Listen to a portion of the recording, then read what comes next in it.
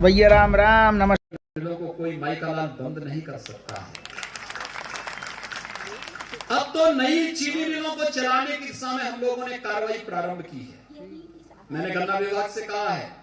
प्रयास होना चाहिए, कोरोना से थोड़ा मुक्ति मिल जाए। प्रधानमंत्री मोदी जी के प्रयास जिस मजबूती के साथ आगे बढ़ने को मिले हैं, आपने देखा होगा प्रधानमंत्री जी ने वैक्सीन निर्माण के जो हमारी देश की अत्याधुनिक लेबोरेटरीज हैं वहां का दौरा स्वयं किया और प्रयास है कि जनवरी तक वैक्सीन आ जाएगी। वैक्सीन आती है, कोरोना एक बार मुक्त हुआ नहीं, तेजी के साथ नई चीनी मिलों के निर्माण की कार्रवाई को हम आगे बढ़ाने का कार्य करेंगे और यह एक नया पूर्वी उत्तर प्रदेश के विकास का एक नया आयाम होगा। और मैंने तो कहा पहले भी, मैं शुगर कारपोरेशन से इस बात को कहूंगा, चीनी मिल केवल चीनी मिल तक सीमित नहीं होनी चाहिए। यहां कोजन प्लांट लगा है, अच्छी बात है। यहां पे डिस्टिलरी के कार्य को भी आगे बढ़ाइए जिससे हम लोग यहां से सीधे इथेनॉल बनाने का कार्य प्रारंभ करें। और प्रयास होना चाहिए कि शुगर मिल के साथ हम कुछ यहां के अन्य युवाओं को जोड़े जो स्वतः रोजगार प्रारंभ कर सके। कोई शुगर का जो जूस होता है, चीनी का जो जूस, गन्ने का जो जूस होता है, उस जूस को पैकिंग करके फिर उसको मार्केट में भेजने की व्यवस्था हो या किसी अन्य प्रकार से हम कैसे इस प्रकार के प्लांट दे सकें जिससे यहां पर अच्छा गुड़ बन सके, अच्छा जूस हम मार्केट में दे सकें और फिर उसकी डिमांड हो। क्योंकि गन्ने का जो जूस होता है, आप देखते होंगे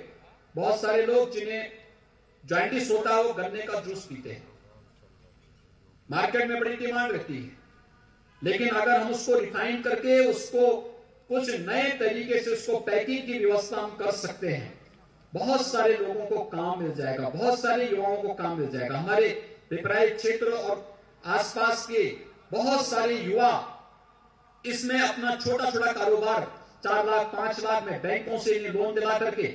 और उसके माध्यम से वे अपना कारोबार प्रारंभ कर सकते हैं, उससे उनकी एक अच्छी इनकम हो सकती है। और इस प्रकार का एक कार्यक्रम हम लोगों को यहां पर इस चीनी मिल के साथ मुंडेरवा के पास बस्ती जनपद के अंदर भी इस कार्यक्रम को जोड़ना चाहिए, इस कार्यक्रम को आगे बढ़ाना चाहिए। आज हम लोग बहुत सारे कार्यक्रमों का शुभारंभ कर रहे हैं, खासतौर पर बस्ती जनपद में अनेक विकास की योजनाओं का भी वहां पे लोकार्पण होना था,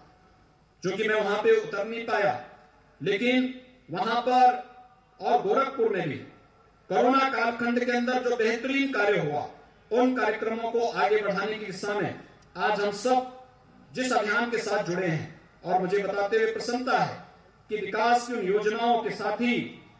आज वहां पर बस्ती में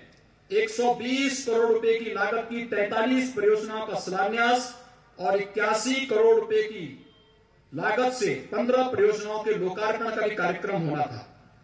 इसमें पाइप पेयजल की योजना थी, वहां पे सड़कों के निर्माण का कार्यक्रम था, वहां पर कुछ ITI और कुछ अन्य संस्थान, कुछ हेल्थ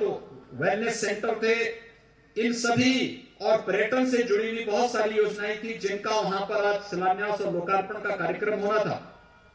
लेकिन ऑनलाइन ही मेरी अनुपस्थिति में वहां पर हमारे प्रभारी मंत्री, हमारे गन्ना मंत्री, हमारे वहां के माननीय सांसद, माननीय विधायकगण, इनके द्वारा ही ये कार्यक्रम वहां पर आज संपन्न हो रहा है। लेकिन वहां पे ग्रामीण आजीविका मिशन में महिला स्वयंसेवी समूह ने बहुत अच्छा काम किया